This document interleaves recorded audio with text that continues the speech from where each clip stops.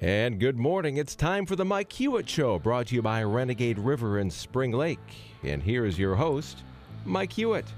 Hey, good morning. Good morning, Brian. Good morning, Jim Riley. Hey, I'm here, baby. Good morning. Listen, so here's what happened, Jim. Last week, I was putting together this collage for a Facebook group, and by accident, I stumbled on a whole bunch of pictures of what's left of the Soviet military. Literally. There's some interesting sights, yes. Sitting in weeds and rusting out and the whole deal. So what I want to cover, folks, what I want to talk about a little bit today, and we might bounce around because Jim and I typically do, it seems like. There is a little bouncing going on There is here. a little bit, yep. But what I really want to cover is I wanted to look at, first I started asking, okay, now we're so many years later, we can actually allow history to tell what happened rather than politics to the Soviet Union. But the greater question in my mind was, it was a union of states, as is our America. And so I was saying in my, is there any lessons that we can draw from on the failure or the collapse of the Soviet Union, and did it really collapse or did it just kind of fade off into? So I got looking at all these pictures and I thought, what a great topic just to kind of banter around. Well, I think it's a worthy topic because it appears, and certainly folks who seem to be more connected to the national mood than I am, but they tell us that we have never been more apart in terms of political views than we are today. We see, even in cities, clearly a significant portion of those people living in the cities are absolutely anti-police, enough to the point where they're willing to go in city after city, rioting, breaking windows, and in some cases burning down, and actually in some situations actually killing people, to show their dissatisfaction with their government. And when we have elections, we find that elections may turn on, just a few thousand votes. So yeah, we are very divided. Could we go to the level of the Soviet Union? Well, I think your question is important. What was it that actually caused the Soviet Union to dissolve? Well, one of the things that caused me to look at it now was, frankly, it was almost some of the points that you were making, and that's, let me give you some examples. That you talked about rioting and so forth that's going on in some of the cities now, and if not rioting, then the violence and the extreme anti-police or anti-establishment sentiment. Yeah. But the irony to it is that, in fact, it isn't even irony, it's just history. These things often repeat themselves. We saw exactly what you're seeing in the major cities in America right now against the establishment, against police in the 60s. We saw in fact, it's kind of funny because part of what I was looking for a couple weeks or a week or two ago, when I stumbled on these old Soviet pictures, I was looking for early history, Pontiac and Detroit and Michigan in general.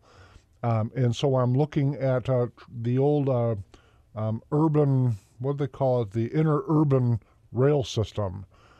And in 1913 or so, there was some big riots, and I'm seeing, all of a sudden I'm seeing all of these trolley cars that were flipped over. And I say that because these types of things happen over and over and over through I think world history, but specifically America's history.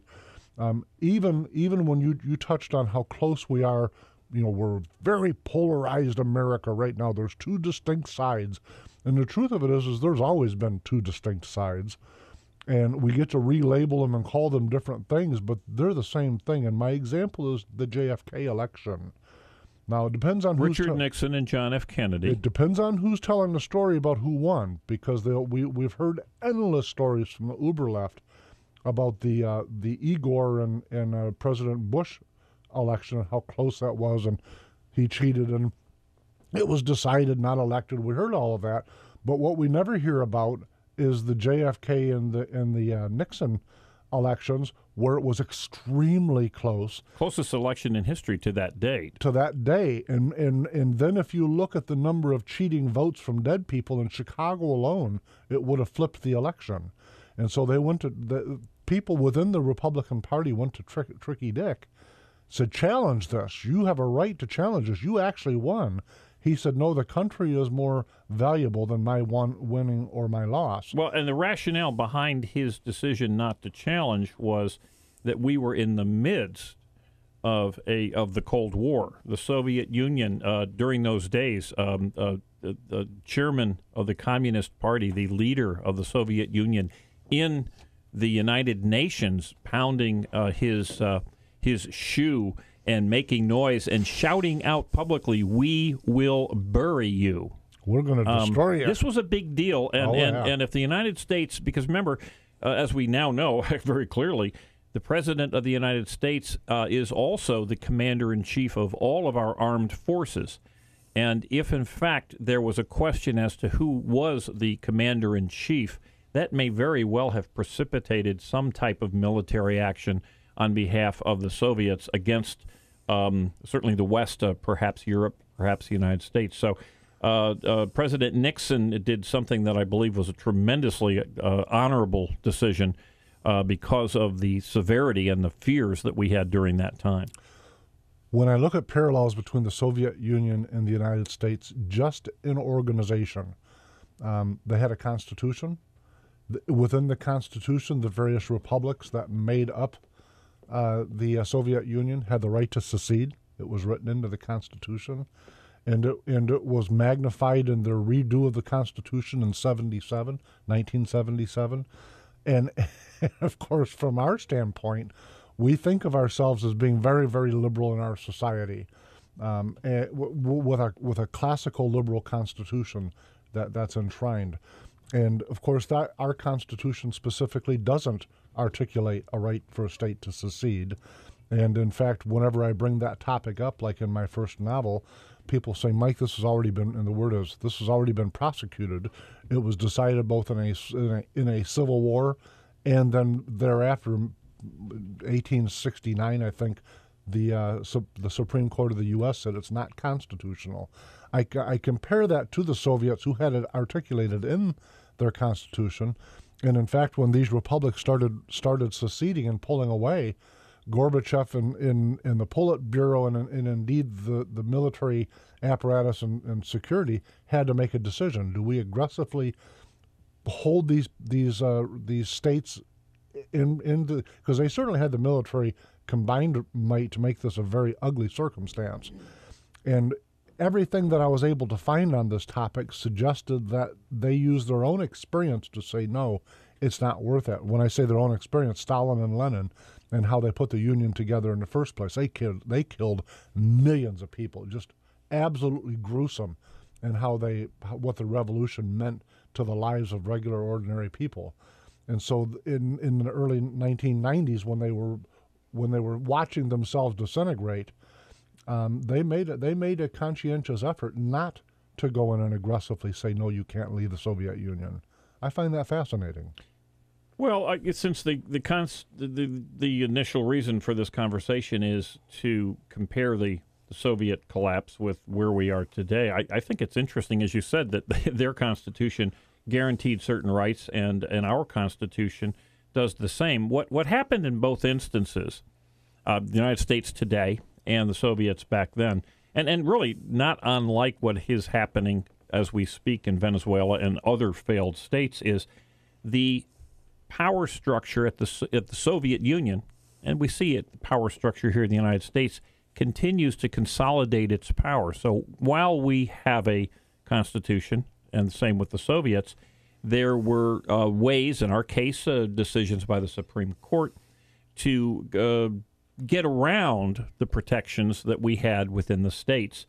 Same thing that happened in the Soviets. But people throughout the world, certainly westernized, first world people, if you will, seem to be willing to accept an awful lot. What they will not accept is a very, very poor economy. And that's what really brought the Soviets down. They did not have an economy that had enough additional profit, if you will, to support the government.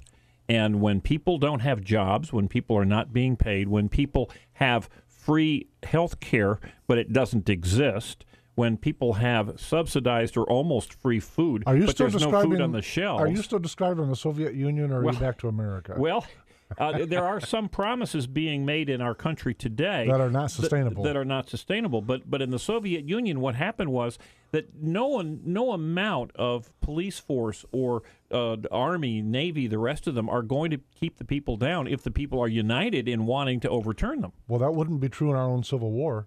Depending on who's telling the story, somewhere between 700,000 and 900,000 people died. And that was military might being used against peoples, and we can argue about the virtues of it and what came from it, but the reality of it is that between 700 and 900,000 people died. And the interesting part, just a side note, is that when you look at New York Times or the New York media from the time, Chicago, Detroit, and just read it was shoe ads, and it was like life was going on while this horrendous war was taking place in the South. I find that fascinating. But listen, you mentioned economy, and one of the things that really struck me while I was looking over this topic is that Ronald Reagan at the time reached, because you're right, their economy was very fragile. It largely depended on oil. And listen, folks, one of the things that I find fascinating is that all of the things that were in play then are in play again. At the time, it was Ronald Reagan that reached out to his friends, the Saudis, and said, listen, we need you to really crank up production. We just come out of the oil shortage era, the 1974 with the embargo. Jimmy Carter with the cardigans sweater telling the rest of the country that we had to reduce our expectations for a successful and American-style life. Sure. So now we're in the mid 1980s. Reagan reaches out to the Saudis and said, listen, we're looking at the Russians and they're in trouble, and we need to put this out once and for all. So crank up production. Now, what's fascinating, and the correlation I'm making, is that the Saudis now are doing that again. They're taking from Reagan's page, but they're using it against us in part because they want to stop our fracking. They don't want oil competition from the United States. So they're just producing a boatload, many boatloads, of oil. And it's designed to do threefold. Holds Russia in check, again, because Russia's economy still to this day depends largely on oil sales. It keeps their enemies, Iran, in check, and it stops us from fracking production. It slows our when we were at $4 a barrel or $4 a gallon, there was a huge push for fracking. And now that we're back into the mid-twos, you don't hear that so much, and that's exactly what the Saudis wanted. So the Saudis really wield a lot of power then and now, and were instrumental in assisting Reagan in collapsing the Soviet economy, along with Star Wars. Don't forget that race that was going on while they were a little bit absent of cash flow. Well, again, the Soviet Union went bankrupt. And that is, there were many reasons for the dissolution of all the various republics within the Soviet Union, but they did go bankrupt. Part of it, as you say, had to do with oil prices and things of that sort. But the reality was they were spending more money than they were taking in. And that is unsustainable over a long period of time. Now, let's not forget that the Soviet Union did last over 70 years.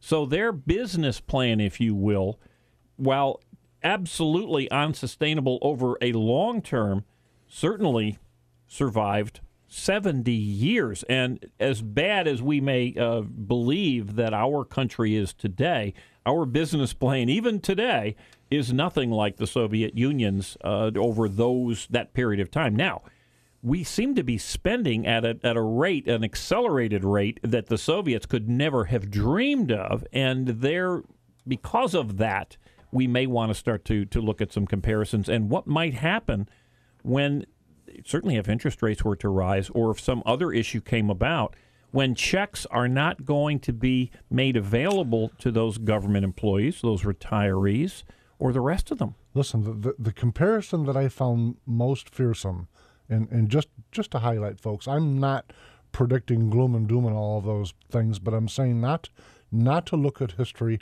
not to be wise as we go forward is foolhardy. When we look at our own the big burst in the housing market, And then when I compare it to the Soviet Union, yes, there were a lot of contributing factors in the Soviet Union, but the primary economic factor was a military race coupled with Saudi Arabia drowning them in oil, which cut their income. I say that part again because it's amazing how fragile even our economy is, where it solely can depend on just one or two or three items falling out of place. If we did have another situation like we did with the oil shortage in the early 70s, I don't think today's economy could withstand it the way it did then, even though our oil production is actually dramatically higher. If we had another housing boom, any or fall apart rather, not boom, it's so fragile that one or two or three of these things, we're just spending beyond it without putting money away for a rate. We're certainly not doing the Dave Ramsey approach. Well, I think you have to understand that every one of these issues have two components. One is spending and the other is revenue. In the United States, and as is the case with the Soviet Union, spending seems to be on autopilot. Matter of fact, almost every single government employee, almost every single government program, at every level, by the way, this is not just the United States, the federal government, this is the states governments, the county governments, the township and the city governments too, and all of the library board. They are all on autopilot with automatic spending increases and raises for their employees and the rest of them all the time, 24/7. So that's the spending side. What you're talking about is what would happen if there was a significant hiccup on the revenue side, in other words, the tax revenue side. Now, we've seen that. We're experiencing it right now. What does government do? It goes out and it borrows. It just prints money and it borrows. Can our government do that forever? And if not, what will happen at the moment when they will not be able to just print money and borrow? And will the system continue on? It didn't work for the Soviet Union. Listen, folks, if you want to give us a call on this topic, give us a ring when we come back. 231-830-3109. We'll be right back. Be a survivor, not a statistic. Renegade River in Spring Lake has new and used handguns, hunting guns, sporting goods, and survival gear. Protect your rights and your freedom. Ask about their CPL classes. Renegade River, next to the police station in downtown Spring Lake. Welcome back to the Mike Hewitt Show, in today with Jim Riley and Brian Thomas. Listen, one of the things I find fascinating now that we're at a point where we can look back in its history, and so if, for instance, we talk about Putin often in the news anymore with his new aggressive stance. I've had Jana Konecki on the show, I think 3 times over the course of the last year and a half or so. Very interesting woman. This lady is just brilliant. And listen, whenever on some of the current political points, I have a tough time agreeing with her until I pause and shake off all of the propaganda that I hear and try to view it from their standpoint. And I keep in mind Jana Konecki, folks, for those that don't know the name. This lady was born and raised in Russia, Soviet Russia.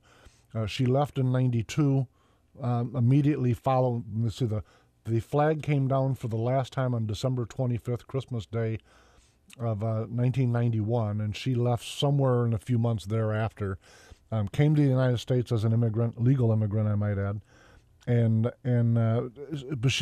was educated there. So when she came over, she was in her young 30s. Now she's written a book in English. Can you imagine writing a book? I can hardly write the books I'm writing in my native language, much less writing a book in a second language. What a brilliant, very smart woman. Just a brilliant lady. But she was describing at the time when we last had her on why President Putin had an 86% approval rating, that was back in February. And she said, it's kind of funny, she said if your president, that'd be not my president, by the way, but if President Obama defended America the way Putin was defending Russia, his approval ratings would be in the high 80s also. And when you stand, and I stand back and I think about some of the things that she shared that day, and it was really fascinating because if you look at the things that the Soviet citizens, now Russian citizens or Czech citizens, etc., they were one of 2 superpowers, and there's a certain amount of pride in that. And I think that we often take it for granted, and I project a little bit, wondering if they didn't take that status for granted also, suddenly to have it gone. She said they figured out that the Soviet Union was done when their insurance no longer worked. That's how they knew. What a fascinating thing to say. But then when I go back to those pictures I was talking about, I was reflecting on, huge fields of nuclear submarines that are just flatly rotted right in their slips. Endless fields of jet airplanes. Just in building after building after building of what were modern operating buildings now are just vacant. And I'm not talking about 2 or 3 cities full of buildings and assets that have been sitting now since 1990-ish and are rotting away. And so from her vantage point, she feels that the European Union, what she describes as a socialist function, and can't believe that we would side with the European Union because they're socialist. But it's just fascinating to hear her view on this, that there's somebody finally willing to stand up again, finally, after this big, long period of time, for Russia. Well, I don't think there's any question that there are people who are in support of it. There have been many reports or surveys of the Soviet of people who lived during the Soviet time today saying they wish that the good old days were back. But we do have real live experience here in the United States. We have cities like Detroit, right here in Muskegon County. We have cities like Muskegon Heights. Do you want rows and rows and rows and rows and blocks of empty buildings? Yeah, we got them. It can happen. What happens is when the government runs out of money, things shut down. They absolutely do. Listen, we've got Matt on the line with us. Matt, welcome to the Mike Hewitt Show. Hey, good morning, guys. What's up today? Oh, man, I tune into you, and I think, okay, I'm not going to call in, and then I have to because the things you bring up are just so interesting, and sometimes a different perspective for me being that I'm in the next generation. And I listen to about... You mean that you're still a punk kid? When you say... I can feel that way at days. Okay. We were talking about seceding and being unconstitutional. Right. And what I find ironic about that is the Constitution would no longer apply to that state if it's seceded, correct? If it's seceded, if it were allowed to secede, presumably that's correct. For instance, the 15 primary states that were the Soviet Union are immediately announced their independence and continue on to operate as independent states.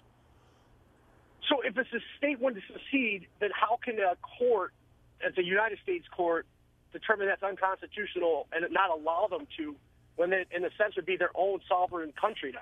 Listen, our Supreme Court has come up with some fascinating, albeit illogical, rulings over the years. It's one of the reasons that Jefferson tried to impeach a Supreme Court justice in 1805, because it's true. Because some of the things they come up with, when we're using 9 people or whatever the number has been over the different times of the Supreme Court's history, these 9 people are the sole arbiters of all things constitutional or not. Dred Scott was an outrageous finding, but it was the law of the land because of the Supreme Court. Roe v. Wade, they had to absolutely use their most wild imagination and political agenda because there's nothing in the Constitution that says that makes sense. Absolutely nothing. A revolution or a state deciding to secede from the Union is not going to be a legal event. It's going to be a military event. The only reason that the republics were able to move away from the Soviet Union was that the Soviet Union didn't have the power to keep them in. Matter of fact, maybe to disagree a little bit with you, Mike, the only reason that the South is part of the before. United States today is because the military power of the other part of the United States said you're not leaving. You're not disagreeing with me. I agree with that. This is not going to be a legal event, whether it's constitutional or not. If a state decides it wants to go, you can be sure that the federal government is going to make some attempt to keep them from leaving. Now, we'll see if there is the political will, if there is the support among the regular citizens. But it's military. It's not legal. But listen, that's exactly you and I don't disagree on this. I disagree with the Supreme Court saying that there's a constitutional anything that says they don't have the right no to one's secede. going to ask them if a state decides to leave. Well, the Supreme Court won't even be in the paragraph and of the newspaper. But you're exactly right. For instance, everyone talks about Texas's right to secede being in their agreement, but nobody's going to ever allow Texas to say adios. It's just not going to happen. That's what I was going to ask you, Mike. We here about a year ago, we had a guy who's the president of the League of the South on, which was a fascinating topic because the whole topic was secession, and from a modern day standpoint, and all of the examples we gave were southern states, actually that he gave. If Florida decided to secede, will the military move in? You betcha, they sure would. I think that's wrong, by the way, and I don't think a single founder would have ever agreed to the Constitution. Of course, right or wrong has nothing to do with revolution. Absolutely nothing to do with it, and by the way, not a whole heap of it to do with right or wrong in court. That doesn't have a whole bunch to do with justice in my view. We're watching the unraveling of a country today, Venezuela, Yep. a country with enormous amounts of oil revenue, and they were just found a way to spend more than they brought in. And what's happened in the revolution that is going on right now, chances are the current president of Venezuela will not be sitting in that presidential chair a month or 2 months from now. And quite simply because the people are unable to buy toilet paper. They're unable to get any kind of food or any kind of products in the store, which means that all of the business people who did provide those services, who manufactured them, who sold them, who transported them, they're unhappy because they're unable to do business. When you have enough of the population unhappy, they will then support the revolt. It's gone on since the beginning of time. It will continue so. But listen, our country will stay together as long as the people have bread and circuses, enough to keep them from rising up. Venezuela, by the way, is an exact point to Saudi Arabia again, because the reason Venezuela, other than they've got crazy communist politics in their economy, is based on the wrong principles. That aside, their primary revenue stream was oil. And so back to the Saudi Arabian thing, their output of oil, that's what's actually pushed down our prices, and by the way, been a boost to our economy. Not what either political party has done. It's been the oil. It's like a massive, many trillions of dollars infusion into our nation's economy. A giant tax cut. Or giant. So my point is that with Saudi Arabia making that calculation to do that, that's one of the many big gigantic nails that are being hammered in Venezuela's current crazy governments. Do you think that Saudi Arabia is doing that today to Russia, like you said before they did? Because Russia's aligned with Iran, and Iran's a direct threat to Saudi Arabia. I think and so. By hurting Russia, they could do that? I don't know this for a fact, but I believe that Saudi Arabia is doing it for twofold. There's a lot of byproducts, like Venezuela, like Russia's economy. There are certainly a lot of byproducts, but I think that the Saudis' number one and number two goal, and we could debate which order it goes in. Order number one is that they can't stand Iran and they're going to hurt Iran's economy. Number two is that they wanted to stop America from becoming the number one oil producer with our fracking, and so they're taking the excitement out of that economy. Then the other thing too, I wanted to ask you, because when obviously I feel that my generation, being the kids born in the early '80s, late '70s, are really the last group to come through schooling with real history taught. Well, isn't that a sad commentary? And I believe you're 100% right. It's really. I asked my daughter; she's in second grade. We started a private school. Have you learned anything about history? She said, "We haven't touched it yet." I'm like, "You're in second grade. I know we did by then, at least." But anyways, when I was in high school, I had one of the best history teachers ever. His name was Mr. Tate at Reese Puffer. It was amazing. And we went through the Cold War and the breakdown of Russia or the Soviet Union. And one of his biggest points he made to us was that it was Reagan's doing, and the fact that in America in general, it started with that Space Wars program ending it all. That we literally would make something better, then they would make a better weapon, and we'd make a better weapon. It became almost like when you put your hand on a ball bat, and whoever lands on top wins. Listen. And we landed on top of that Star Wars thing, where if Russia would have done one more thing, we would have actually fell, because we were bankrupt at that point. I don't know that we were that close, but I will tell you, I will tell you one of the pushbacks from the uber left about the Reagan era was that Reagan actually grew the government and spent just a boatload of money on the military. In my view of that, of course, everyone has their own perspective.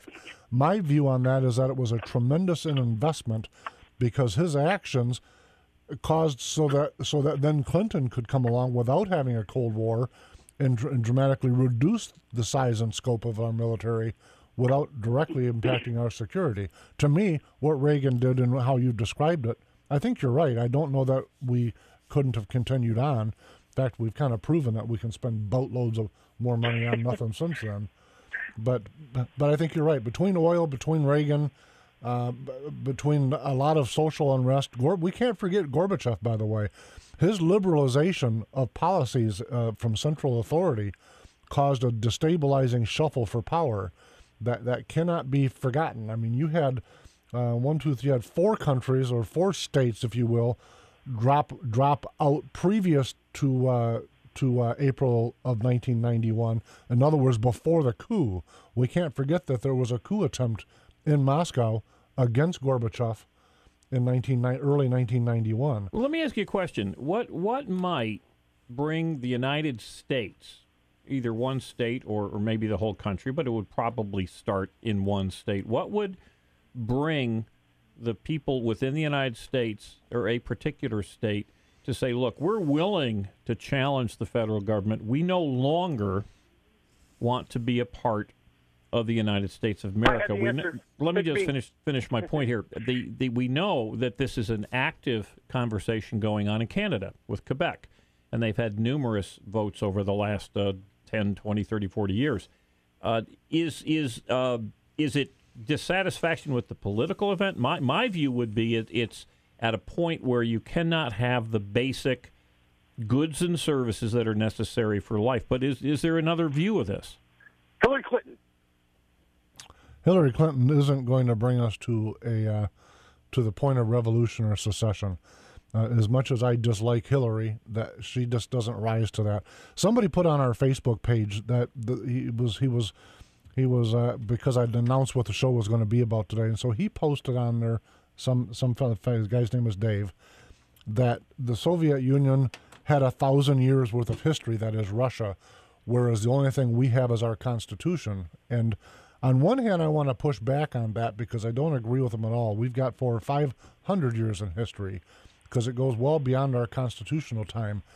That debate aside, our Constitution, even though it doesn't have the right to secede, which I really wished it did, not that I want to secede, by the way, I just think that not having it in there provides the central government with vastly too much power, which is one of the reasons we're seeing funding become an actual erosion with the grant money, 50-50 grant money from the feds to local governments, from the feds to state. Always chase the funding, and to me how that mechanism works is a little bit concerning. But that said, I think the guy is onto something when he says all we have is our Constitution, because the Bill of Rights provides some pretty profound things that the world had never seen before. I saw that post, Mike, yesterday, and I thought about it for a second. But it kind of took me back, like, you're right, and I think about this often. If you live in Ireland, you're Irish, you have this tradition. Most countries have these, and we don't. I don't feel as Americans we have that tradition that goes back to, like, dark days and whatever. But if you talk to somebody who's born and raised in Virginia, they're a Virginian. If you talk to somebody in Georgia, they're a Georgian. Michiganders. We have that in the sense that we have 50 states, and if you're born and raised in your state, you bleed blue and gold because you're from Michigan and you love Michigan State, and you hate Ohio. I moved to Michigan from Virginia. I hate Ohio just because I live here. It's almost like you change teams when you get traded from one team to the next. You hate the team you were on. We do have that in the sense of the states as loyalty. Yep, Matt, I get it, but listen, pre-Civil War, people considered themselves a citizen of the state, not of the Union, and so I mean, there's been a mind shift, a big transfer of how we see as citizens, how citizens of America have come to see America changed dramatically before and after. Well, Matt, let me ask you a question. How quickly would you retain your love for Michigan if both you and your wife lost all your job and all your income. Would you maybe move to Ohio if there was a job there? He would vote. He would vote against Michigan with his feet in a second. Well, and let me tell you that let me get to you how the country actually works. Every single day there is a Treasury auction. The federal government has to pay back Treasury bills, bonds, and notes that it had issued in years gone by because they come due. And it must sell new Treasury bills, bonds, and notes in order to fund the new bonds to go out and pay up the old. In many of these auctions, which happen every single day, at least Monday through Friday, the federal government, through the Federal Reserve, has been the only bidder to buy these bonds. In other words, the money to buy the bonds isn't coming from other countries, not from China, not from Japan, not from Britain, from people who say, hey, these bonds are a good deal. There are no bids for a lot of these auctions. So what happens is the Federal Reserve says, oh, I'll just print money and buy them. At some point, the Federal Reserve will not be able to do this. The bonds that are held, and remember, Treasury bonds, you don't own any. Nobody here owns any Treasury bonds. The people who own Treasury bonds are countries and corporations and pension funds and things of that sort. When they don't get their money back, when they don't get it back one day, no one will buy another bond again. This is going on in Greece today. Yep. We will find out what happens. And when they don't get their money back and they will not loan us any money again, then all of a sudden the people who go to work at any kind of governmental organization or funded, let's say you work for L3 and your company makes engines for the military, the checks coming to pay for those engines will stop. That's when you will have a revolution. Folks, we've got to stop right there for a little bit of a break, but we will be right back, and we're going to talk about what happened to the Communist Party in the Soviet Union. We'll be right back. Renegade River in Spring Lake wants to buy your used handguns and hunting guns. Renegade River, your hunting, camping, and survival store. Stop in and check out their new and used firearms, sporting goods, Army and Navy supplies, and survival gear. Downtown Spring Lake, next to the police station. Welcome back to the Mike Hewitt Show, in with Jim Riley and Brian Thomas. And listen, we're talking about whatever happened to the Soviet Union and what path is America on.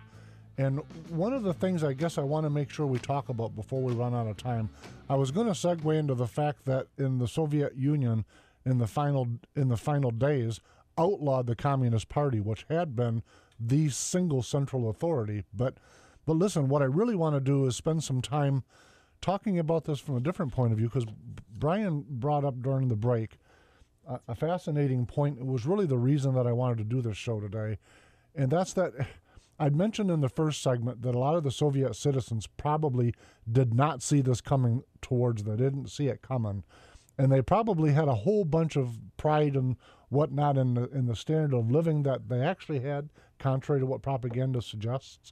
They were doing okay by their own standards, especially given the dark history they had within only one or two generations. So when you look at it from that point of view, I can get it.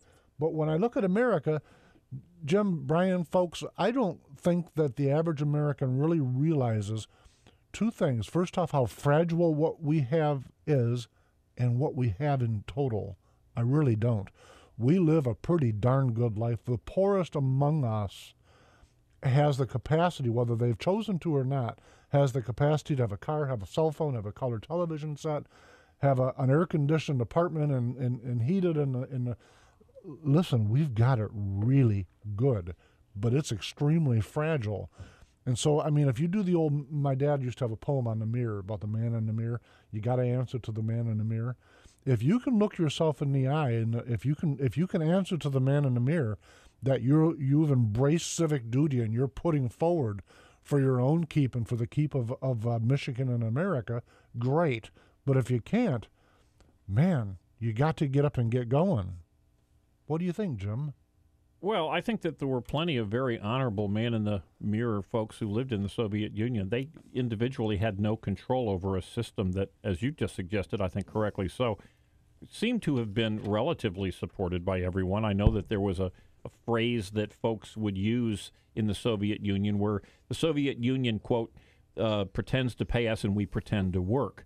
So there was not overwhelming support. It was more blind, oh, my golly, I'll just accept this. to move from that sort of low-level happy, low-level unhappy to revolution, it really, really takes a full collapse. And again, we've seen it in different places. We've seen it in Canada, where you do have votes every so often with the with Quebec thinking of succeeding. I think your point is extraordinarily well taken, and that is how fragile this situation is. When our own government is buying its own bonds, basically playing an accounting game, a three-card Monte total Ponzi scheme, because other governments will not support us, this cannot continue. We are seeing the collapse right now. As a matter of fact, you may not be aware of this. Within the next few months, there will be a vote in England, who never joined in with the euro. They never got involved in that debacle, which the euro, which is the currency for the European Union, is likely to collapse sometime soon.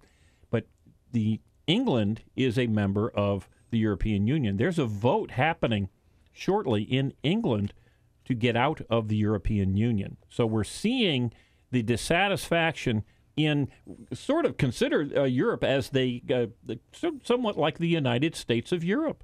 And that is breaking up as we speak. It is. And I remember having great debates in the early 80s.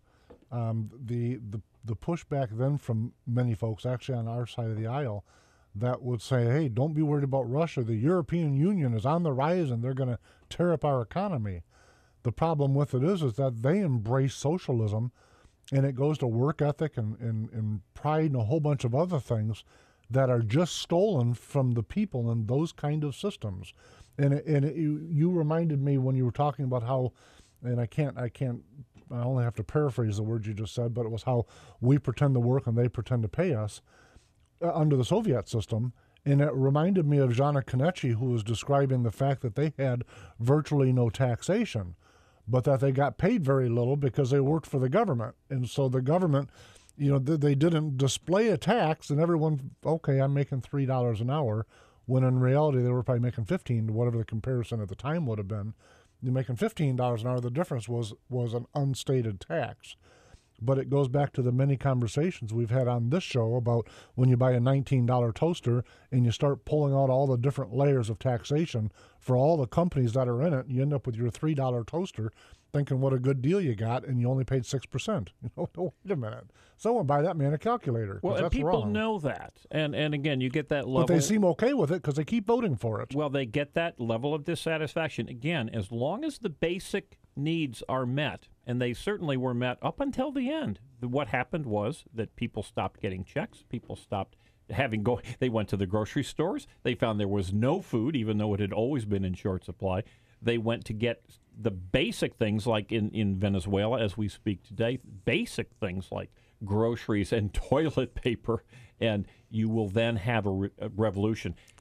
Will the United States somehow start focusing on the spending side? One of the things that gets me about the conversation about oil prices, you know what? Oil is a commodity. Oil prices will always go up and down in wild, wild swings in perpetuity. And when something else comes out to replace oil, there will be very important needs, and the pricing will move up and down. The key is not the revenue, or is not the revenue side. It is, in fact, the spending side. It just I always fall back on personal responsibility here. If people live their lives to where they're not living hand to mouth and they plan for problems, you ride through these things without any issues. People generally do that. It's governments that do not. You got people that get comfortable with living hand to mouth, and then when there's a little riff in the system, then everything collapse. The house of cards. Sure. So you got those individuals who plan for the worst, and then they can ride through these little economy glitches. And you got those who live hand to mouth. And oh my God, I can't help. Government, come help, come save me, come help me. But we haven't had the glitch in government helping it yet. Right, Once we get the glitch, then you've got the issue. Part of the problem, gentlemen, outside, and by the way, Brian, I absolutely agree with that. On an individual basis, the only thing that I can directly control are how responsible I'm going to be for myself and my family. And then I fervently believe that civic duty is part of that responsibility. that dialogue aside, some of the things we can't control, which goes to Jim's point with what the government in total does. For instance, fiat currency. If you look at history, take a hunk of gold, and I'm not advocating gold as an investment one way or another, but if you take a piece of gold and say, what would this piece of gold have bought me in the year 1800? It'd have bought you a suit, so we'll use that as a value. That same hunk of gold will still buy you a suit today, but the currency itself has went up many, many, many, many hundreds of times, and in our currency doesn't have an honest value. It's got a value that's been derived from government regulation or law, and that's not a Jim, you've got the finance background, but to me that's an irrational approach to it. Well, the value of the currency has, again, much as the situation in the euro in Europe, it has to do with the underlying support that it gets from a healthy government. In the same manner that if you are someone who has very poor credit and you go to the bank, typically you will not get a loan. But to exactly that point, that's why you've got a number of countries, including places like China, who competes for first and second place of who we owe the most dough to between China and Japan, who don't want to have the United States dollar as a world currency anymore because they don't trust its value and they don't trust our economy and they don't trust the judgments our government's making. That's the truth. They just don't. It isn't even the normal rivalries and all of that you could place on geopolitics. They look at what we're doing and say, that doesn't make any sense. Well, it makes the most sense of any country in the world today, which is a very, very terrible thought because we are a mess. And again, worrying about revenue is one thing. It's the spending that's killing this country. People seem to support the spending. It is a fascinating thing because if you look at polling, it'll show that, and this is American and it's all congressional districts, but they'll say Congress in total polls very low. Our congressman polls pretty darn high. Yes, we do love ours, don't we? But that's nationwide and it goes across party lines. That's one of those phenomenon that is a fascinating thing. And in this thing, when you look at President Obama, as with most presidents, by the way, he's pushing for unrestrained executive power. And man, that office has grown way beyond what our founders had in mind. And yet he was reelected and continues to enjoy tremendously high approval ratings. Yeah, he hovers right in the high 40s to 50% from what I've seen in Gallup. He's been very high. He's been very low. Well, again, as long as we, the people, decide to sit on the sidelines and occasionally vote, don't do the homework to understand it, we're in trouble. Folks, listen, I think am I back here on Friday? Yes, you are. Oh, we've got I'll be back here on Jim Friday. and Mike and Brian show on Friday. Yep, we'll be doing that on Friday at 8, and the next Wednesday we'll be back on. I think next week I'm going to have a local guest in, by the way, to talk about a heritage festival. Oh, sounds good. Yeah, that'd be kind of fun. See you in a few days. I will see you on I love doing that. I'll see you on Friday, and then we'll see you again next Wednesday. That's going to happen, folks. In the meantime, go to the MikeHewittShow.com. We'll see you soon. Be a survivor, not a statistic. Renegade River in Spring Lake has new and used handguns, hunting guns, sporting goods, and survival gear. Protect your rights and your freedom. Ask about their CPL classes. Renegade River, next to the police station in downtown Spring Lake.